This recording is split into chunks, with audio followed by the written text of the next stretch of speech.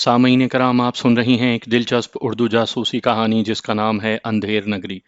ये इस सिलसिले की किस्त नंबर 34 है। मुझे उम्मीद है आपको मेरी ये काविश पसंद आ रही होगी। आपने अगर अभी तक मेरा चैनल माई वॉइस सब्सक्राइब नहीं किया तो अभी मेरे चैनल को सब्सक्राइब करके बेल नोटिफिकेशन ऑन कर लीजिए ताकि आने वाली हर नई कहानी की इत्तला बर वक्त आप तक पहुंच सके।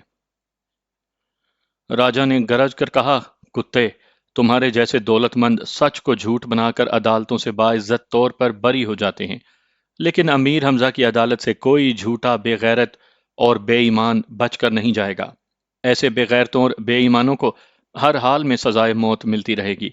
मैंने सिर्फ गवाही के लिए इन दोनों भाइयों को जख्मी करके जिंदा रखा था। अब इनकी जिंदगी की मियाद पूरी हो चुकी है। ये कहकर उसने टीटी से कादिर की कमर पर फिर सफ्तर की कमर पर गोलियां मारी। वो पहले ही जमीन पर पड़े थे, वहीं तड़प तड़प कर माफिया मांगने लगे। वो बोला, देखो, तशद्दुद किसे कहते हैं। तुम्हारी बहन से मोहब्बत करने और शादी करने वाले को लोहे की गरम सलाख से रोज दागा जाता था, रोज उसे जिंदा रख कर मारा जाता था। यही तशद्दुद है कि तुम्हें एक एक गोली इस तरह मारी जाए कि तुम मरते मरते जिंदा रहो और जिंदा रहकर तड़पते रहो। फिर उसने वडेरे अल्लाह बख्श से कहा, मैं तुम्हारे बेटे से कह चुका था कि तुम बाप बेटे को सजाए मौत दूंगा, लेकिन बेटा बेकसूर है। तुमने बेटे को भी धोखा दिया और उसकी लाइल्मी में बेटे से ना इंसाफी करके उसे खुदकुशी पर मजबूर कर दिया। तुम्हें जो सजा मिलने वाली है इसका तमाशा देखो। उसने फिर दोनों भाइयों की टांग पर एक एक गोली मारी। वो तकलीफ की शिद्दत से जनूनी अंदाज में चीखने और तड़पने लगे। वडेरे अल्लाह बख्श का खून खुश्क हो रहा था। वो थर थर कांपते हुए करीम बख्श से बोला, बेटे, इन दोनों के बाद मेरी बारी आएगी। तुम चाहो तो अपने इस बूढ़े बाप को बचा सकते हो। ये सजा देने वाला तुम्हें बेकसूर मानता है, तुम्हारी कदर करता है। मुझे एक बार माफी दिला दो। शदीद तकलीफ के बायस दोनों भाइयों की कुव्वत बर्दाश्त जवाब दे चुकी थी। उनके तड़पने के अंदाज में इतनी कमी आ गई थी कि अब वो जरा जरा सा हिल रहे थे और बड़ी कमजोर सी आवाज में जिंदगी की भीख मांग रहे थे। नाजा ने पूछा, क्या ऐसी अजियतें बर्दाश्त करते वक्त अपनी निजी जेल के बेकसूर और मजलूम कैदी याद आ रहे हैं? वो बेचारे भी तुम्हारे गैर इंसानी सलूक के बायस सिसक सिसक कर जानवरों से भी बदतर जिंदगी गुजारते रहे। उन्होंने बड़ी रहम तलब नजरों से नाजा को देखा। वो बोली, जवान औरतों पर तुम रहम नहीं करते थे। मैं भी जवान हूं। मुझे रहम तलब नजरों से नहीं, ललचाई हुई नजरों से देखो। उठो और मेरा हाथ पकड़कर मुझे घसीटते हुए अपनी हवेली में ले चलो। उनके जिस्मों से लहू और आंखों से आंसू बह रहे थे। राजा वहां ज्यादा देर रहना नहीं चाहता था। उसने 2 फायर किए। उनके सीनों में दिल की जगह एक एक गोली पेवस्त कर दी। वो करा भी ना सके। उनके दीदे फैल गए। फिर वो हमेशा के लिए बसारत से, समाज से और सांसों से महरूम हो गए। राजा नवाज ने पलट कर टीटी को लोड किया, फिर उसका रुख वडेरे अल्लाह बख्श की तरफ कर दिया। वो गिड़गिड़ाकर माफी मांगने लगा।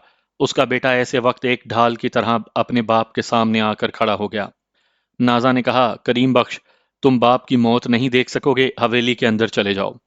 राजा ने कहा, करीम बख्श, तुम मेरी शरीके हयात को बाजी कहते हो और मैं जमीला को छोटी बहन समझता रहा। तुम अपनी और मेरी बहन के साथ होने वाले जुल्म को भूल रहे हो। करीम बख्श सदमात से चूर था।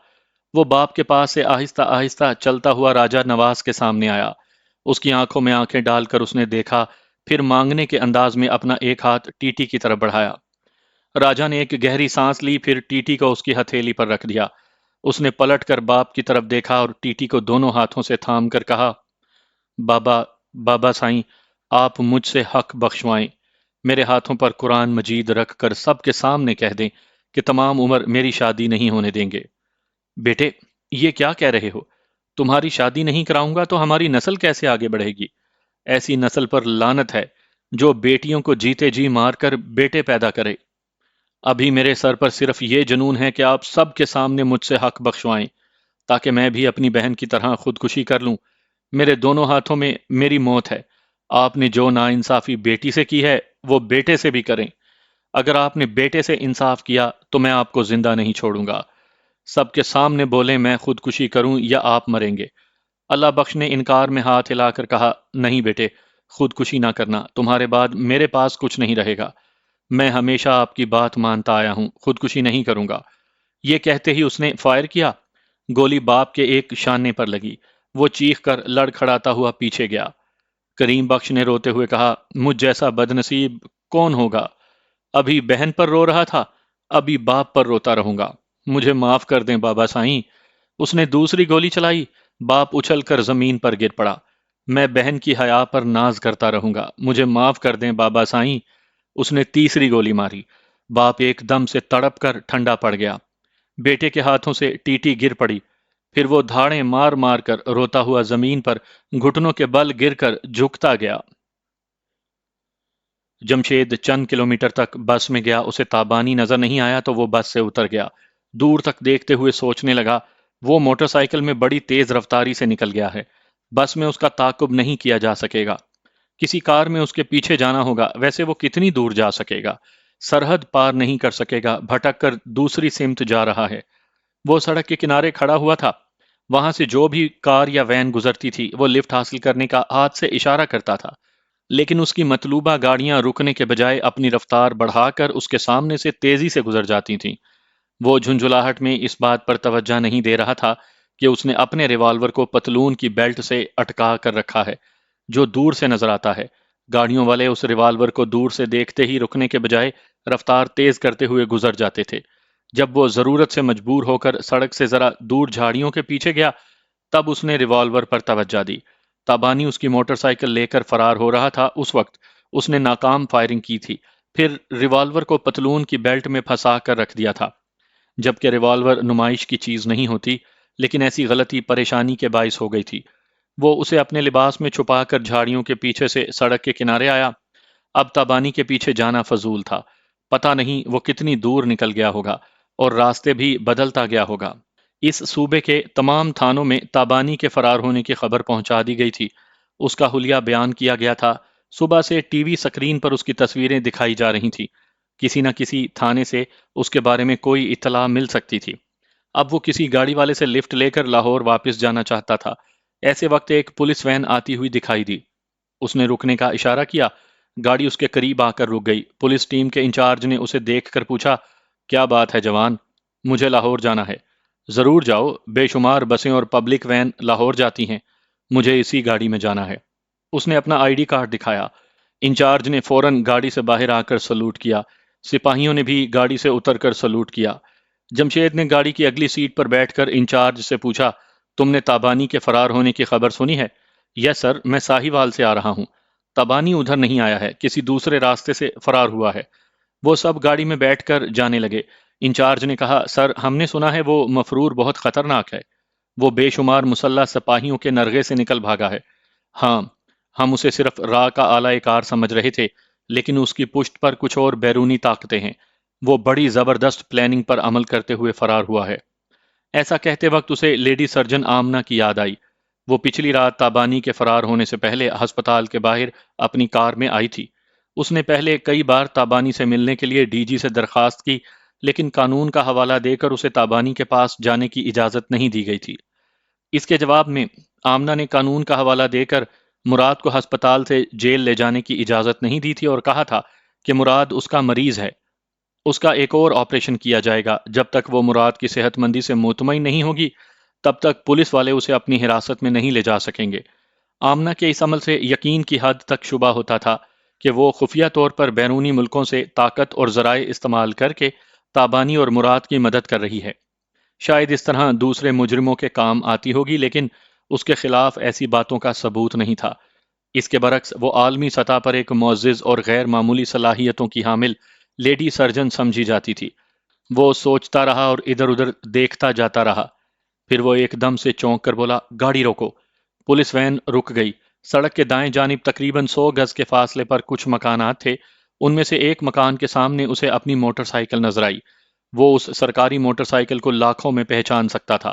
اس نے انچارج سے کہا، اس مکان کے سامنے ایک موٹر سائیکل کھڑی ہے، وہ میرے استعمال میں رہتی ہے۔ تابانی اسی گاڑی کو دھوکے سے لے کر بھاگا تھا۔ انچارج نے پوچھا، کیا تابانی اس گھر میں چھپا ہوگا؟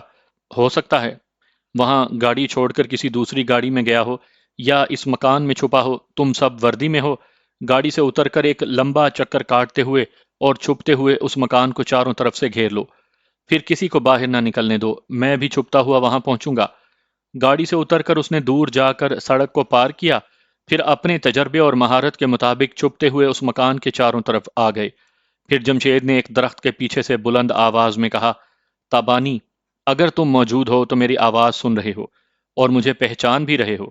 پولیس نے اس مکان کو چاروں طرف سے گھیر لیا ہے۔ تمہاری بہتری اسی میں ہے کہ ہتھیار پھینک کر دونوں ہاتھ پیچھے گردن پر رکھ کر باہر آؤ۔ اس چھوٹی سی آبادی کے چند گھروں سے عورتیں، مرد اور بچے نکل آئے تھے۔ پولیس والوں کو ہتھیاروں کے ساتھ دیکھ کر اپنے گھروں میں گھس گئے، دروازے اور کھڑکیوں سے جھانک کر دیکھنے لگے۔ جہاں موٹر سائیکل کھڑی تھی اس مکان کے اندر سے کوئی آواز نہیں آ رہی تھی۔ جمشید نے کہا، اگر یہاں مفرور مجرم نہیں ہے تو مکان والوں کو کسی خوف کے بغیر باہر آنا چاہیے۔ انہیں کوئی نقصان نہیں پہنچایا جائے گا۔ ہم 3 تک گنتے ہیں۔ 3 تک گنتی ختم ہوگی تو ہم فائر کرتے ہوئے مکان کے اندر داخل ہوں گے۔ اس نے ایک ذرا وقفے سے کہا، 1۔ 2 بولنے سے پہلے ہی ایک قداور شخص دونوں ہاتھ اپنی گردن پر رکھ کر باہر آیا۔ پھر اونچی آواز میں بولا، جناب علی، یہاں کوئی مجرم نہیں۔ گھر میں 3 عورتیں ہیں، ایک میری بوڑھی ماں، دوسری میری بیوی، ابھی تھوڑی دیر پہلے اس نے ایک بیٹے کو جنم دیا ہے، تیسری ایک اور بوڑھی دائی ماں ہے، آپ اندر آ کر دیکھ سکتے ہیں۔ جمشید نے کہا، تم جس گاڑی کے پاس کھڑے ہو، مجرم اس گاڑی میں فرار ہوا تھا، یہ تمہارے پاس کیسے آئی؟ اس نے گاڑی کو دیکھا، وہ سمجھ گیا کہ اس گاڑی کی وجہ سے پولیس والے آئے ہیں۔ اس نے کہا، جناب، اب میں سمجھا، دراصل یہ گاڑی کوئی مجرم چک نمبر 36 کے ایک کچے راستے پر پھینک کر گیا تھا۔ میں ادھر سے گزر کر یہاں آ رہا تھا، اتنی اچھی گاڑی دیکھ کر سمجھ میں نہیں آیا کہ کون اس ویرانے میں اسے چھوڑ گیا۔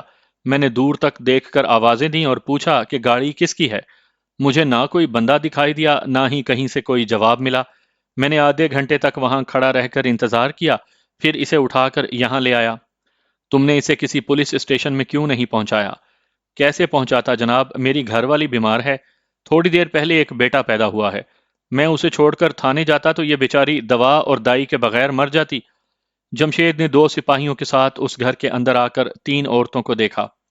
ایک نوزائیدہ بچہ اپنی ماں کے پاس لیٹا تھا۔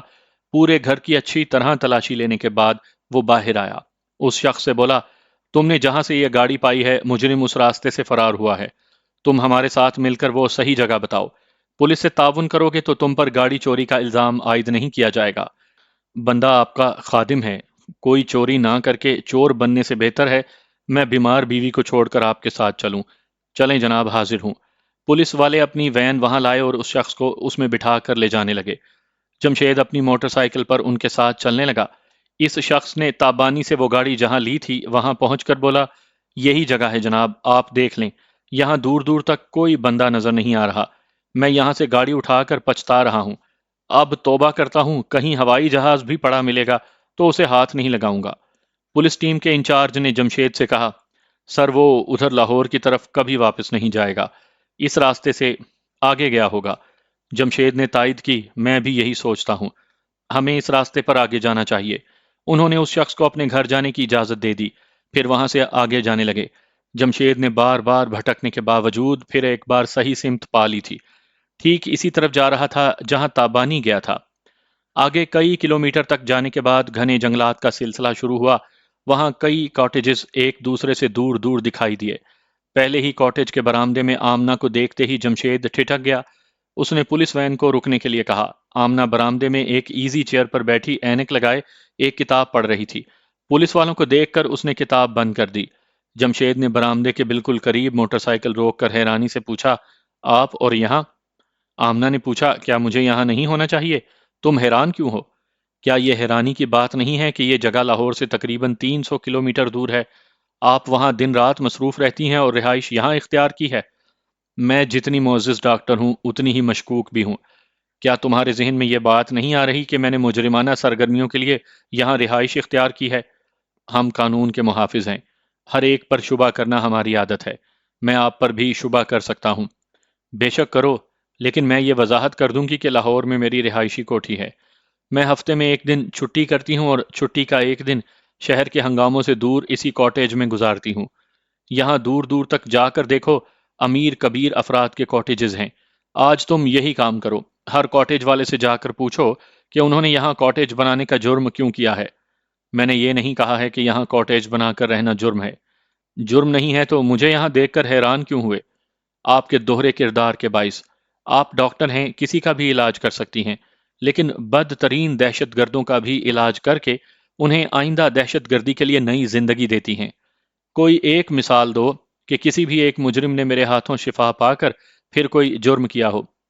یہی تو دشواری ہے، آپ کے خلاف کوئی بھی ثبوت نہیں مل سکے گا، کیونکہ آپ کا پیشہ علاج کرنا ہے۔ مجرم خواہ کتنے ہی خطرناک ہوں، ان کا علاج کرنا آپ کا فرض ہے۔ میرا مشورہ ہے کبھی دینی کتابیں بھی پڑھ لیا کرو۔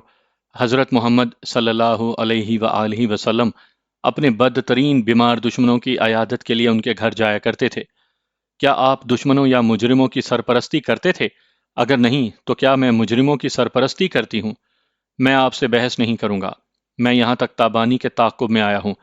اچھا تو یہ بات ہے، تم نے مجھے یہاں دیکھتے ہی سوچ لیا ہوگا کہ میں نے تابانی کو یہاں چھپا رکھا ہے۔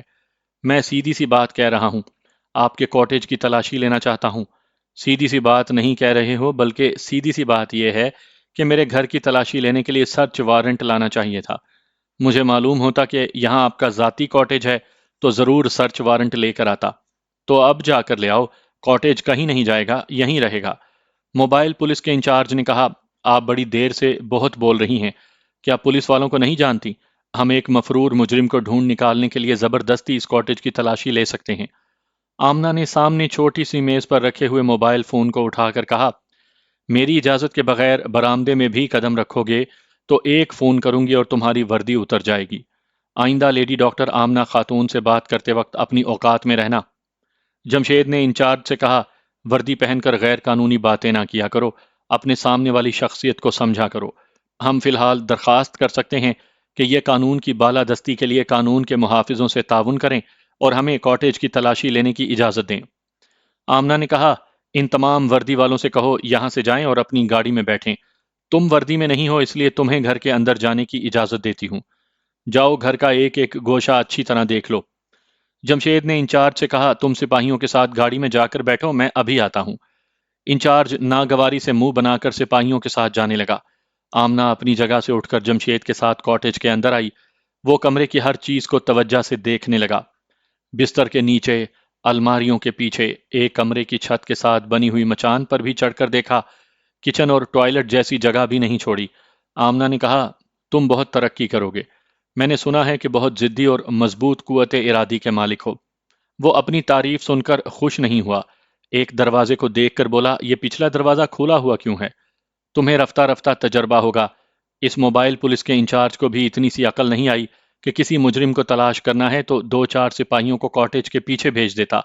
مجھ سے بحث کرنے میں آدھا گھنٹہ گزر گیا، پتہ نہیں تابانی اور کتنی دور جا چکا ہوگا۔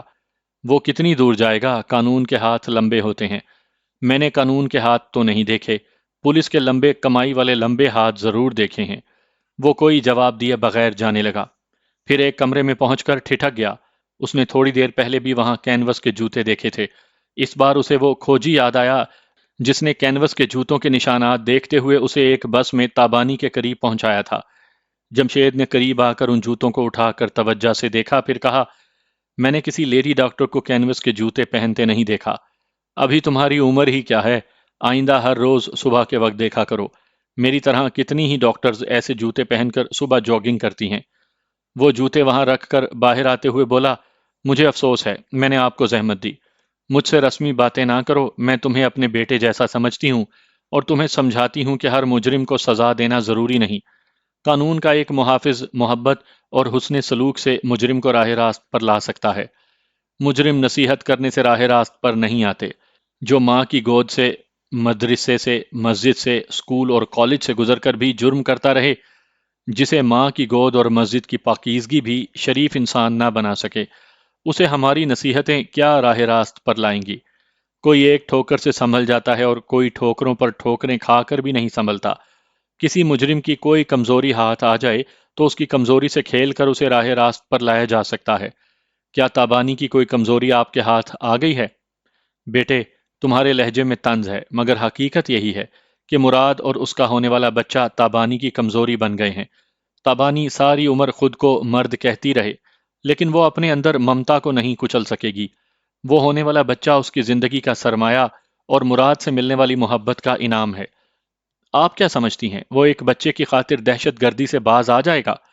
ہاں، مراد نے مجھ سے کہا ہے کہ بیٹی ہو یا بیٹا، وہ اسے کبھی مجرم نہیں بننے دے گا، اور یہی بات تابانی بھی دل کی گہرائیوں سے کہتا ہے یا کہتی ہے۔ کیا ان کے ایسا کہنے سے عدالت ان کی دہشت گردی کی پچھلی تمام وارداتوں کو معاف کر دے گی؟ تم اگلے ماہ کسی افسر کا عہدہ حاصل کرنے والے ہو۔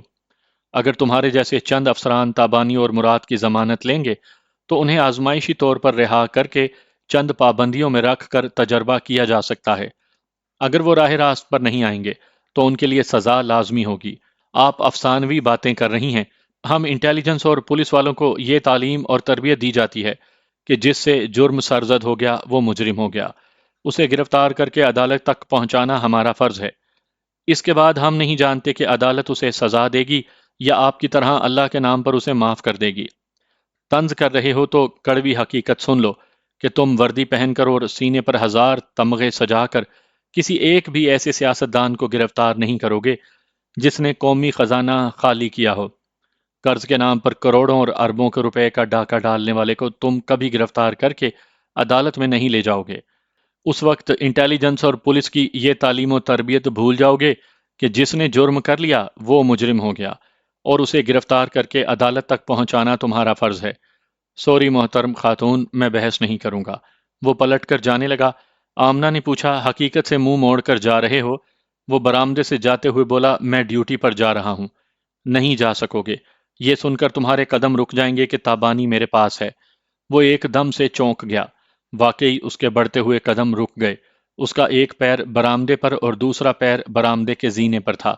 وہ حیرانی سے بولا، آپ اعتراف کر رہی ہیں کہ آپ نے ایک خطرناک دہشت گرد کو پناہ دی ہے۔ کیا پھر ایک بار اعتراف کروں یا کاغذ پر تحریری بیان دوں؟ میں نے سنا ہے کہ آپ بڑی حوصلہ مند ہیں۔ کیا آپ تحریری بیان دے کر حوصلے کا ثبوت دیں گی؟ ایک شرط پر۔ شرط کیا ہے؟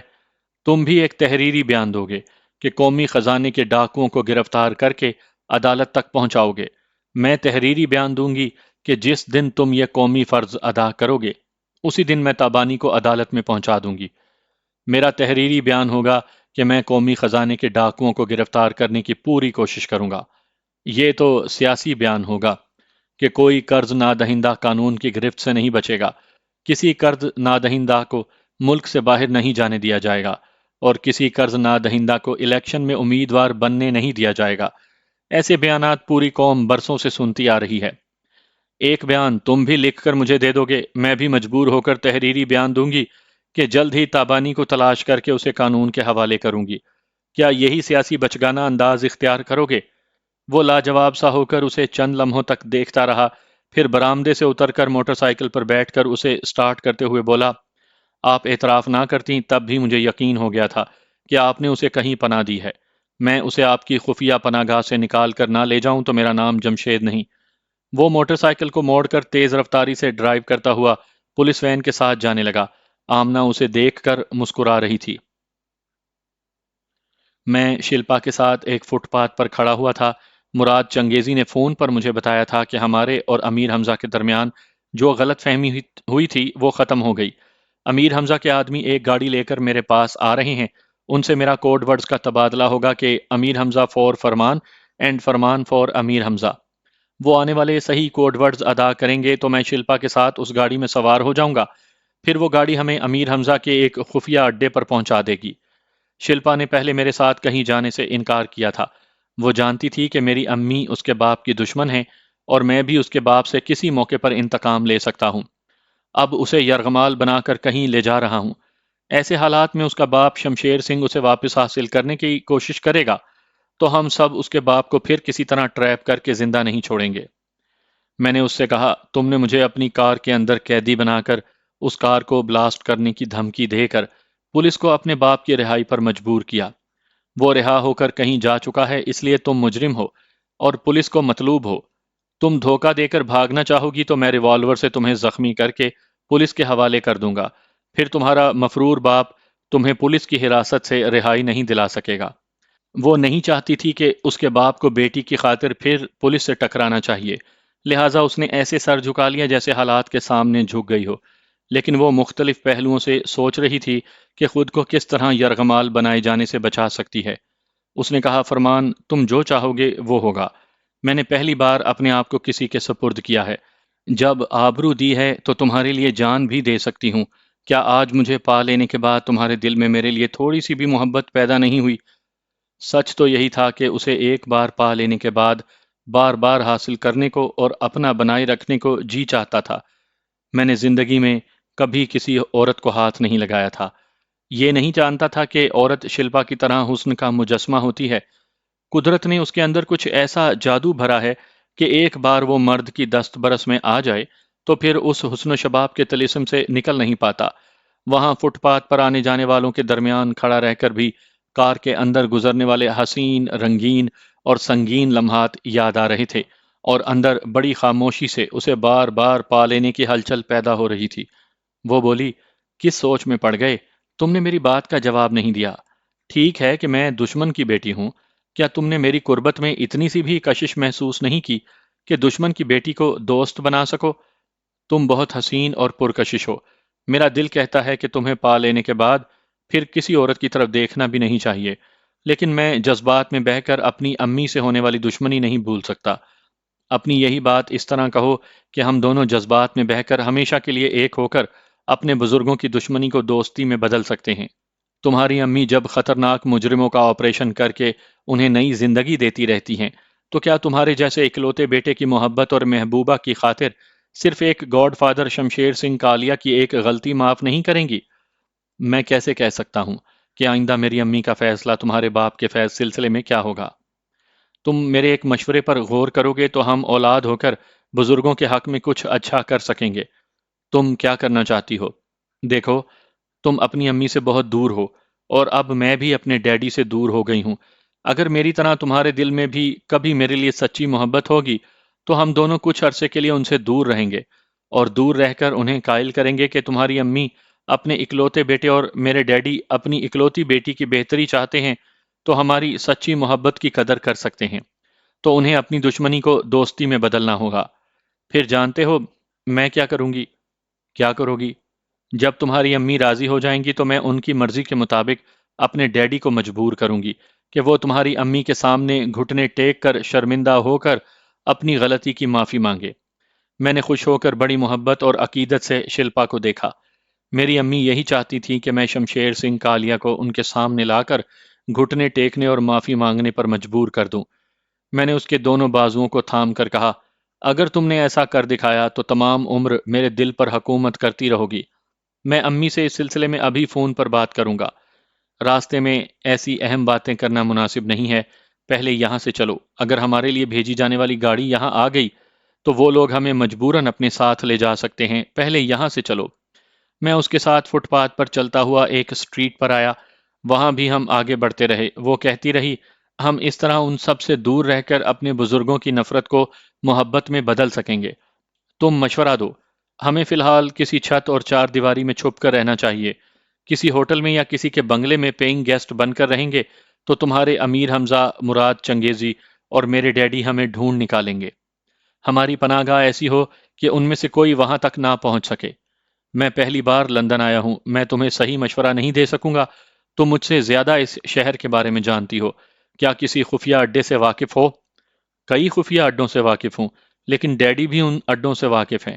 اگر انہوں نے وہاں پہنچ کر مجھے تم سے جدا کیا اور اپنے آدمیوں کے ذریعے تمہیں نقصان پہنچایا تو میں اپنی جان پر کھیل جاؤں گی۔ اب میرے اس جسم کو تمہارے سوا کوئی ہاتھ نہیں لگا سکے گا۔ میں نے چلتے چلتے رک کر اسے کھینچ کر اپنے سینے سے لگا لیا۔ مغربی ممالک میں راہ چلتے محبت کرنے والے ایک دوسرے کو کس کرتے ہیں۔ وہ اپنی باتوں سے اور اپنے عمل سے ثابت کر رہی تھی کہ ایسی کسی جگہ نہیں جائے گی جہاں اس کا باپ مجھے نقصان پہنچا سکے گا۔ میں نے کہا، میں تمہارے بزرگوں کے درمیان دشمنی ختم کروانے والے نیک ارادوں کو بھی سمجھ رہا ہوں، اور اپنے لیے تمہاری محبت کی انتہا پر بھی فخر کر رہا ہوں۔ میں بھی تمہارے لیے محبت کی انتہا کر دوں گا، لیکن فوری طور پر فیصلہ کرو کہ ہمیں اپنے تمام لوگوں سے دور رہنے کے لیے کہاں جانا چاہیے۔ مشکل یہ ہے کہ ہم دونوں کے پاسپورٹ ہماری رہائش گاہوں میں رکھے ہیں۔ اگر وہ ہماری جیب میں ہوتے تو ابھی ایسٹ بورن جاتے اور وہاں سے کسی بحری جہاز سے فرانس پہنچ جاتے۔ میں جانتی ہوں کہ جعلی پاسپورٹ کہاں سے بنوائے جا سکتے ہیں، لیکن ایسے پاسپورٹ حاصل کرنے کے لیے بھی کم سے کم 12 گھنٹے لگیں گے۔ اس وقت تک ہم کہاں بھٹکتے رہیں گے؟ رات ہو چکی ہے، میں نے لندن کی سردی میں کبھی باہر کی رات نہیں گزاری۔ اس نے کہتے کہتے چپ ہو کر سوچا، پھر چٹکی بجا کر بولی، میری ایک سہیلی سوزی تنہا ایک اپارٹمنٹ میں رہتی ہے۔ ڈیڈی میری اس سہیلی کے بارے میں نہیں جانتے۔ میں اس سے بات کرتی ہوں، شاید وہ ہم دونوں کو ایک رات اپنے اپارٹمنٹ میں رہنے کی اجازت دے دے۔ شاید کیا، وہ ضرور راضی ہو جائے گی۔ میں اس کی ایک کمزوری جانتی ہوں۔ اس کی کیا کمزوری ہے؟ وہ لالچی ہے۔ میں اسے 100 پاؤنڈز دوں گی تو وہ ہمارے قدموں میں بچھی رہے گی۔ شلپا کا موبائل فون میرے پاس تھا، میں نے اسے دیا۔ اسی وقت بزر کی آواز سنائی دی۔ شلپا نے اس کا پاور آف کر کے کہا، شاید ڈیڈی میری خیریت معلوم کرنا چاہتے ہیں۔ ہم جب تک کسی چھت کے نیچے پہنچ کر محفوظ نہیں ہوں گے، کسی سے بات نہیں کریں گے۔ شلپا، تم بہت سمجھدار ہو۔ میرے فون کی بیٹری ڈاؤن ہو چکی ہے، ورنہ مراد چنگیزی اور امیر حمزہ مجھ سے رابطہ کر کے یہ پوچھتے کہ میں اس فٹ پاتھ پر تمہارے ساتھ کیوں نہ رہا جہاں میرے لیے ایک گاڑی پہنچنے والی تھی۔ اب وہ سب پریشان ہو کر مجھے اور تمہیں تلاش کر رہے ہوں گے۔ شلپا موبائل کا پاور آن کر کے اپنی سہیلی سوزی سے رابطہ کرنے لگی۔ واقعی مراد چنگیزی میرے لیے پریشان ہو رہا تھا۔ وہ خود ایک گاڑی میں مجھے اور شلپا کو لے جانے کے لیے مقررہ جگہ پر آیا تھا، اور وہاں ہم دونوں کو نہ پا کر اپنے ماتحتوں کو آس پاس کی گلیوں میں دوڑایا تھا، لیکن وہ ہم تک نہیں پہنچ سکے۔ اس نے موبائل کے ذریعے رابطہ کیا تو بیٹری کے ناکارہ ہو جانے کی وجہ سے وہ میری آواز نہ سن سکا۔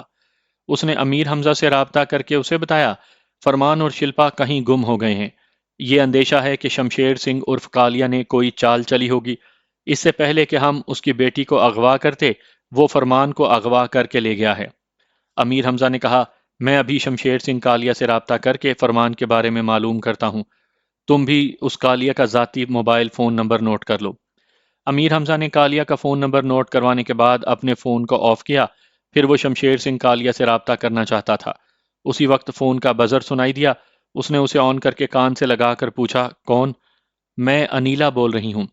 تم کب تک ہائیڈ پارک کے پاس رہو گے؟ تھوڑی دیر پہلے تم نے بتایا تھا کہ شمشیر سنگھ کالیا فرار ہو گیا ہے۔ اب تمہیں میرے مسئلے سے نمٹنا چاہیے۔